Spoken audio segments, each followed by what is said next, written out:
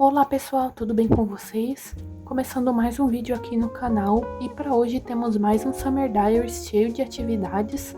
Summer Diaries são grandes vlogs que eu faço para vocês com várias atividades temáticas do verão. Essa estação sempre tem muita atividade para ser feita, muitos livros para serem lidos. E já vou começar o vídeo mostrando para vocês então o livro que eu vou ler, na verdade reler nesse Summer Diaries. Eu estou me referindo então a Better Than the Movies. Eu digo que é uma releitura porque eu já li ele 2 vezes, mas pretendo ler essa terceira porque, além de ser um dos meus romances favoritos, se não for o meu favorito, eu também gostaria de ler a continuação em breve. Eu adquiri ela faz pouco tempo, ainda não li. Eu mostrei para vocês que ela faz parte da minha meta desse ano, de 26 livros para 2026. Eu vou deixar esse vídeo tanto nos cards quanto na descrição, caso vocês queiram ver. Então ele é uma meta que eu gostaria de cumprir em breve, por isso eu achei uma boa ideia e uma boa desculpa para reler esse livro que eu gosto tanto. Ele já tem diversas marcações, tanto da primeira quanto da segunda leitura. Primeiro eu vou mostrar para vocês a edição. É uma capa muito bonita, cheia de referências de filmes. Aqui nos começos dos capítulos também tem frases de filmes, então é bem relacionada a isso. A protagonista gosta muito de assistir comédias românticas.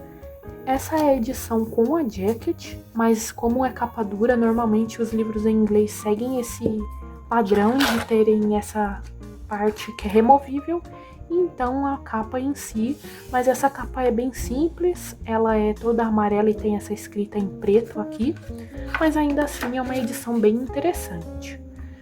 Aqui no começo também tem o meu color code que eu fiz. Esses 3 post-its maiores são da minha primeira leitura, que eu marquei como frases, acontecimentos e romance. E essa daqui, um pouco mais fininha, foi da minha segunda leitura, que eu fui marcando tudo o que eu gostaria de remarcar nessa segunda vez. Eu provavelmente não vou fazer novas marcações nele, já que ele tá cheio de marcações.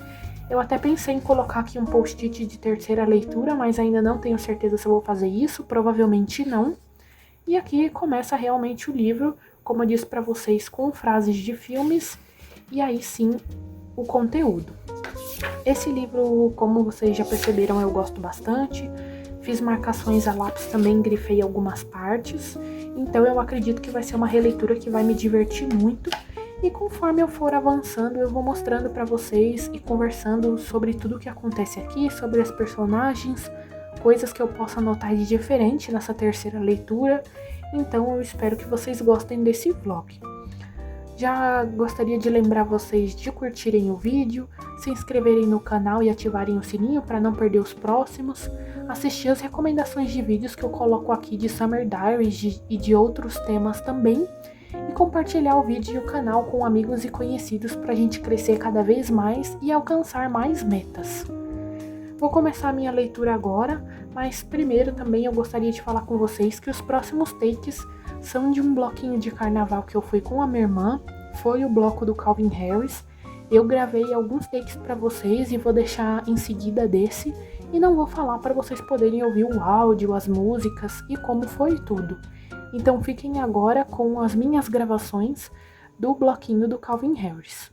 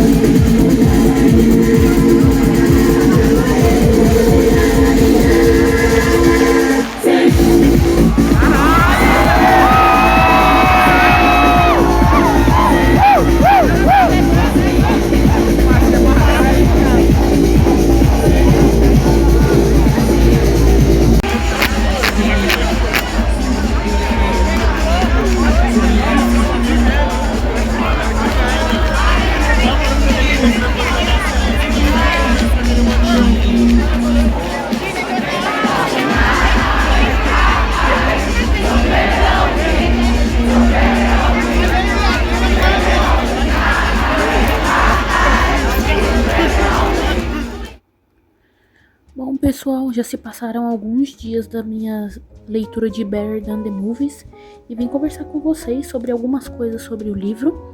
Eu não vou dizer exatamente o enredo dele ou o que acontece, como eu faço na maioria dos meus vlogs de leitura, por exemplo, porque eu já tenho um vlog de leitura aqui no canal onde eu li esse livro, assisti vários dos filmes que são citados aqui, também deixei uma lista para vocês dos filmes que estão aqui no início dos capítulos, como eu já mostrei também. Então lá tá bem completo sobre o enredo, sobre os filmes e sobre os acontecimentos. Mas eu vou dar um geral aqui de algumas opiniões sobre o livro. Eu ainda não cheguei exatamente na metade, mas já estou quase. Especificamente estou aqui na página 164, no capítulo 7. Então, vou voltar aqui desde o início para passar um pouco das páginas e conversar com vocês sobre o que aconteceu até agora.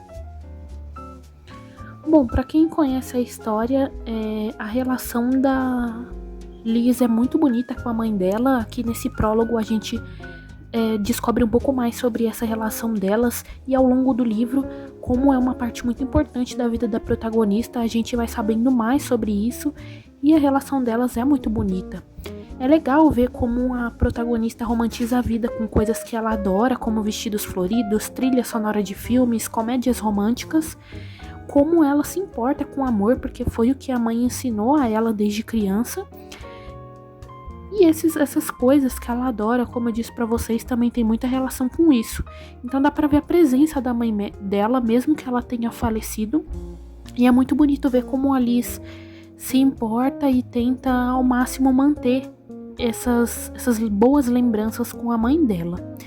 A protagonista, de modo geral, também não vive só pelo amor masculino. Como eu disse pra vocês, as decisões dela são muito baseadas no que eu imagino que a mãe dela gostaria.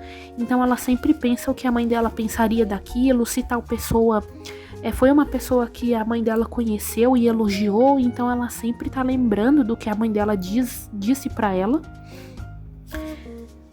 E ela quer sempre agradar a mãe, mesmo que ela não esteja presente fisicamente. Esse livro parece um filme de sessão da tarde, eu consigo me ver em frente à televisão assistindo as cenas que se tornam tão vívidas na minha cabeça. Então é um romancinho muito agradável, a leitura é muito fluida, o nível de inglês também é bem confortável, então fica de indicação caso você queira começar a ler livros em inglês, com um livro cativante e que te faz querer continuar lendo de modo geral. Como é um romance, então dá pra ver que a Liz tem relações, assim, tem paqueras com caras esperando um amor verdadeiro, mas sempre depois de 2 semanas, pelo que ela diz, ela vê que ele não é o cara certo e ela quer encontrar esse cara e esse amor antes do baile de formatura que vai acontecer no final do livro. Nesse momento, então, o amor de infância dela aparece e é curioso ver como ela cria expectativas com o Michael, e com o tempo ela vai percebendo que a perfeição estava só na sua mente. O que eu quero dizer é que o que queremos nem sempre é o melhor para nós e o que sonhamos às vezes é menor do que vamos ter se formos sinceros e perseverantes. Eu ainda tô na metade do livro, mas como é uma releitura, eu já sei o que vai acontecer, por isso que algumas coisas eu acabo interpretando de um modo diferente, vendo de um modo diferente. E esse é um dos aspectos mais interessantes sobre releituras e porque eu gosto tanto de fazer, de perceber como as personagens agem desde o início do livro até o final, como as suas escolhas levam ao que acontece na finalização da história. Então é muito interessante notar tudo isso nessa terceira leitura. Eu imagino que boa parte da afeição dela pelo Michael é pela mãe dela ter gostado dele. Como eu disse pra vocês, ela sempre analisa se a mãe dela comentou alguma coisa sobre algum amigo dela. E quando ela estava viva, ela comentou sobre como ela gostava do Michael e por isso ela sente que a sua mãe ficaria satisfeita com o relacionamento. Eu imagino que esse seja realmente o motivo principal dela ir tão atrás do Michael, tentar de todas as formas que ele goste dela, que eles tenham um relacionamento. E aí tem uma arqui-inimiga dela aqui, que é a Lani. Ela tá meio que saindo com o Michael, então também tem toda essa questão. Por isso que eu disse pra vocês também, esse é um dos aspectos que faz sentir que é um filme de sessão da tarde. Essas relações entre as personagens. A personalidade também da Liz é muito filme de sessão da tarde mesmo, por isso que é um livro tão aconchegante e também por isso que é um dos meus romances favoritos, como eu disse pra vocês, se não o meu favorito. Desde o início, antes da Liz fazer a proposta do Wes ajudar ela a ficar com o Michael e antes dela lembrar que ele ajudou ela na infância em um momento difícil da perda da mãe dela, já dá pra ver que ele gosta dela. Então, principalmente para pessoas que já leram o livro e estão relendo como eu, dá pra ver essas ações do Wes. O Wes é o parceiro romântico dela até o final do livro. É muito interessante ver essa construção. Do início ela fala que odeia ele e eles vivem brigando. Depois ela pede esse favor pra ele. As ações dele, como eu disse pra vocês, já dá pra perceber que ele gosta dela.